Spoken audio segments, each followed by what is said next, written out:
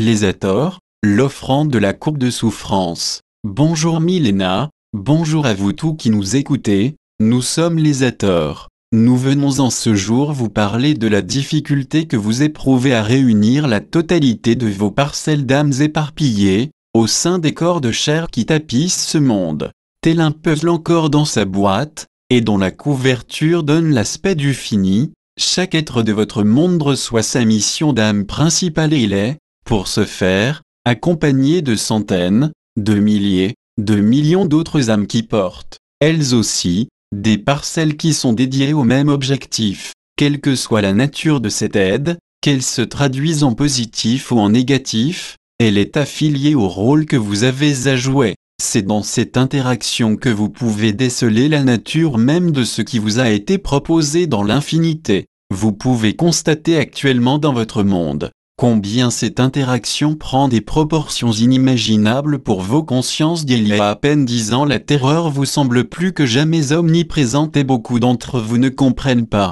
la raison pour laquelle toute cette violence remonte encore et encore pour atteindre un paroxysme que vous ne voulez accepter. Comme nous vous comprenons, toutes ces étincelles d'âme qui ont choisi le service de l'autre côté, sont reliées entre elles par ce désir impératif d'éclore pour naître de nouveau. La voix du phénix est omniprésente des deux côtés de la vibration. Quelle que soit la polarité choisie par une étincelle, elle subit les deux hydratats de l'âme universelle qui poussent, de plus en plus intensément, vers l'éclaircissement des séparations et l'aplanissement des émotions différentielles, dans le but de parvenir à une équation où la relation entre des fonctions et leurs dérivés, a priori inconnus, puisse se rejoindre en un espace fini. Toutes ces différences et ce qu'elles semblent avoir engendré, ont toutes un point commun, c'est le plan divin. Nul ne peut connaître ce plan, mais tous, pouvez entrevoir la courbure prise par les éléments de l'équation.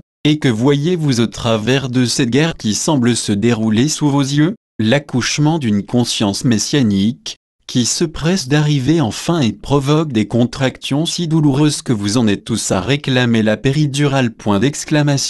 Certains privilégiés y ont droit car ils se sont conformés à la grande loi de réciprocité et ne provoquent aucune vague au sein de ce mouvement libérateur, mais pour la plupart, le ballottement en cours entraîne des réactions en chaîne qui vont alimenter le réservoir de souffrance qui distille son venin au coup par coup. C'est au sein de cette coupe que se trouve le vrai Graal, sachez-le. Nous vous proposons aujourd'hui une méditation qui va ouvrir le cœur de ce récipient. Tout d'abord, concentrez-vous fermement sur tous les points qui en général vous font réagir et donnez-leur la place qu'ils méritent.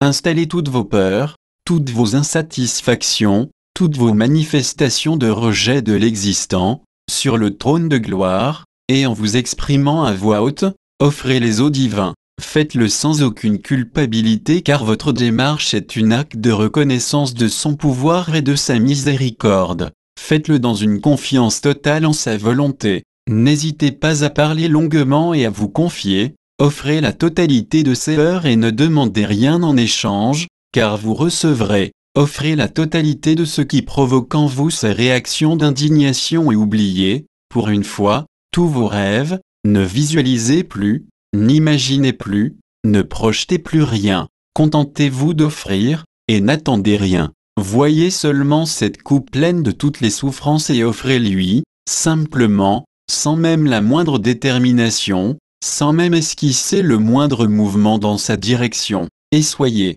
nous vous invitons à répéter cet exercice plusieurs fois au cours de vos journées. Les réponses ne se feront pas attendre si vous avez respecté nos indications. Nous avons terminé pour aujourd'hui, et vous remercions de nous avoir écoutés. Nous reviendrons bientôt pour un nouveau message. Nous vous aimons et vous honorons, les Hathors.